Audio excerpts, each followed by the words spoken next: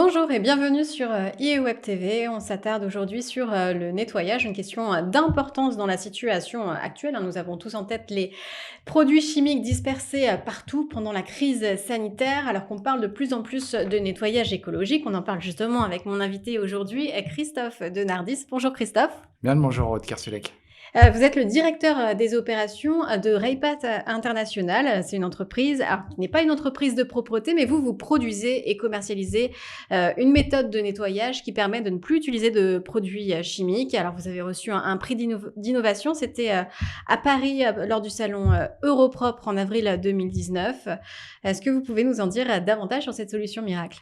Bien entendu.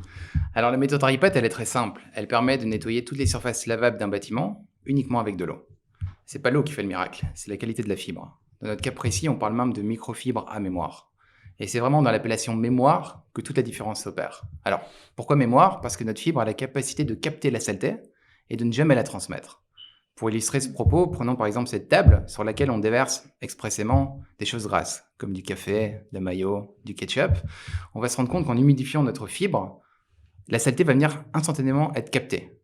Là où ça devient intéressant, c'est qu'avec le côté sel de ma fibre à mémoire, je vais pouvoir nettoyer d'autres surfaces, parce qu'il n'y a jamais le transfert de la saleté. Deuxième élément, les poils de nos fibres sont très fins. Et comme ils sont très fins, ils ont accès au micro-creux des surfaces, ce qui nous permet systématiquement de retrouver les vraies couleurs d'origine des surfaces. Alors pendant que je parle, à l'écran est en train d'être diffusée l'image d'un tatami. C'est un tatami dans une salle de sport qui est nettoyé tous les 2 jours par une firme extérieure qui utilise des méthodes classiques de nettoyage. Et pourtant, il s'avère que dès qu'on passe notre fibre à mémoire dessus, on se rend compte que c'est pas aussi propre que prévu.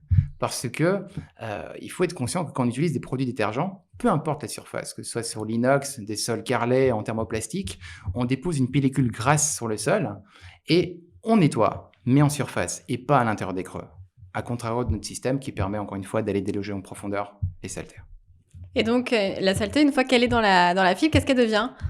Alors on est bien d'accord, hein, la capacité d'absorption de notre fibre n'est pas infinie. À un moment donné, elle va être saturée en saleté. Quand elle est saturée en saleté, 2 possibilités. Soit on va en dessous d'un robinet, avec la pression de l'eau et un savon sans adoucissant, équivalent de savon de Marseille ou de savon d'Alep, on arrive à éjecter ces saletés. Ou alors, plus simple, on met tout à la fin de la journée de travail en machine à laver, on met tout en machine à laver et c'est la force rotative de la machine qui fait éjecter les saletés. Et alors, est-ce qu'il y a la même efficacité bactériologique ou contre les virus que des produits chimiques? Alors, lorsqu'on nettoie, l'aspect visuel est important. Mais on est bien d'accord que tout ça n'aurait aucun sens si d'un point de vue bactériologique, ça ne suivait pas. Il s'avère qu'il y a 2 éléments qui permettent d'arriver à cette efficacité bactériologique hors pair. La première, c'est la structure de nos fibres à mémoire et ses caractéristiques atypiques que je viens de citer il y a quelques instants. Deuxième élément, il y a des molécules d'argent qui sont intégrées dans les fibres. Et on le sait que l'argent, il est connu depuis des siècles pour tuer tout ce qui est microbes, virus, bactéries, champignons. Et donc, c'est d'ailleurs pour cette raison bien précise qu'il est déployé de manière massive dans le secteur hospitalier notamment, dans tout ce qui est les pansements, les outils chirurgicaux, les blouses de protection, etc., etc. Alors, on n'a jamais attendu la pandémie pour s'intéresser sur l'efficacité bactériologique de notre système. On avait énormément de certificats, de rapports qui attestaient de cette force bactériologique, mais certains de nos clients nous ont demandé des analyses complémentaires. Et donc, il y a une dizaine de jours, on a reçu des nouvelles normes, notamment la norme EN 14476 ou la norme ISO 18184, qui attestent formellement que notre fibre à mémoire est virucide, bactéricide, fongicide, et donc dans les faits concrets, détruit le SARS-CoV-2 à l'origine du Covid-19, mais également des micro-organismes bien plus tenaces comme le Staphylocoque doré, par exemple. Donc pour résumer ce point, tout simplement, notre méthode RIPAT permet de jouer sur les 2 terrains, tant sur l'aspect visuel que sur l'aspect efficacité. Donc ça fait beaucoup de promesses. Qu'est-ce que ça donne au niveau du porte-monnaie? Est-ce que ça veut dire que c'est plus cher? Absolument pas. Il s'avère que peu importe le secteur d'activité dans lequel on a eu la chance et l'opportunité de mettre en place notre méthodologie, que ce soit des lycées, des collèges, des casernes de l'armée, des hôtels, des restos, on arrive systématiquement à réduire de manière considérable les coûts annuels qui sont alloués au nettoyage et l'entretien d'un bâtiment. Alors après, c'est pas un secret de polichinelle, on le sait tous que les méthodes durables au sens noble du terme reviennent toujours moins cher que les consommables. Dans les faits concrets, il y a différents points qui permettent d'arriver à cette diminution des coûts. La première, c'est la durée de vie de notre matériel. À usage intensif et quotidien, notre matériel se garde 2 ans. Et tout est fait pour arriver à ces 2 ans. On s'occupe de la stratégie de mise en place, de la formation, on implique un maximum les agents d'entretien dans leur travail en leur confiant un kit. Donc du coup, on les responsabilise aussi. Deuxième élément, on le sait ici en Europe de l'Ouest, ce qui coûte cher, c'est le coût de la main-d'œuvre. Et il s'avère qu'avec notre système, un réel gain de temps est généré. Et donc, bien entendu, c'est une réelle source, c'est une réelle plus-value pour les entreprises de propreté de pouvoir gagner quelques minutes par-ci, par-là. Dernier élément, comme on n'utilise que de l'eau avec notre système, il y a une absence de dégâts, tant sur les surfaces que sur les personnes qui utilisent notre matériel.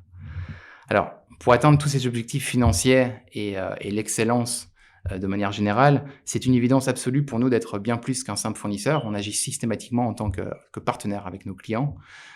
Parce qu'au final, il faut être conscient qu'on soit le donneur d'ordre, qu'on soit l'entreprise de propreté ou le fournisseur X ou Y, tout ça n'est rien d'autre qu'un travail d'équipe. Et si on veut atteindre les objectifs qu'on s'est impartis, il faut juste regarder tous dans la même direction. Et dans l'atteinte des objectifs environnementaux, est-ce que cette méthode permet aussi d'avoir un impact positif ? Alors, il y a toute une série de points qui permettent d'arriver à une diminution de l'empreinte écologique d'un bâtiment. La première, déjà, en utilisant notre système, il s'avère qu'on consomme moins d'eau. Parce que comme on n'utilise plus de produits détergents, ça veut dire déjà qu'il ne faut plus rincer les surfaces. Donc, on gagne une étape dans le processus, mais surtout, il y a moins d'eau qui est gaspillée.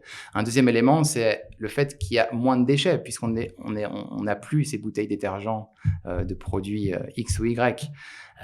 Un autre point, c'est le fait qu'il n'y a plus de produits chimiques, bien entendu, qui est déversé dans les eaux usagées.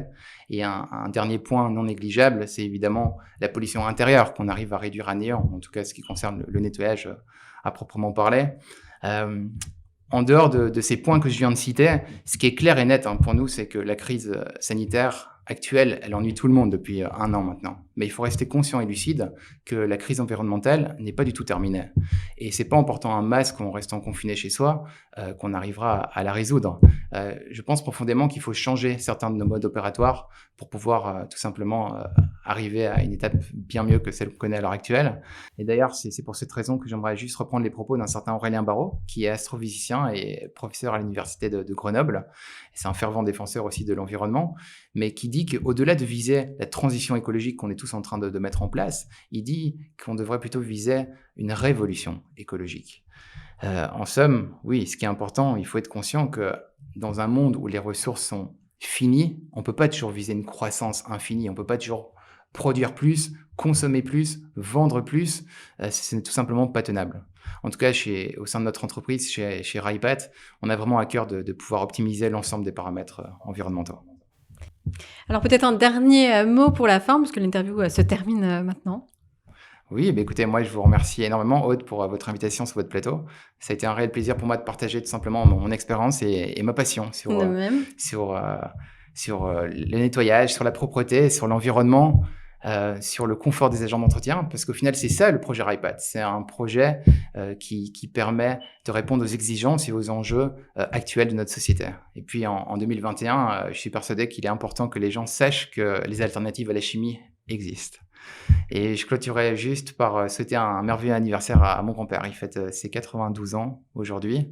Et ça semble un peu compromis pour cette année-ci, mais j'espère que dès l'année prochaine, on pourra tous manger le morceau de gâteau sur lequel la personne aura soufflé ses bougies sans avoir un petit rectus ou avoir une gêne quelconque. On l'espère, oui, c'est un joyeux anniversaire. Merci beaucoup Christophe Denardis d'avoir été notre invité. Merci à vous.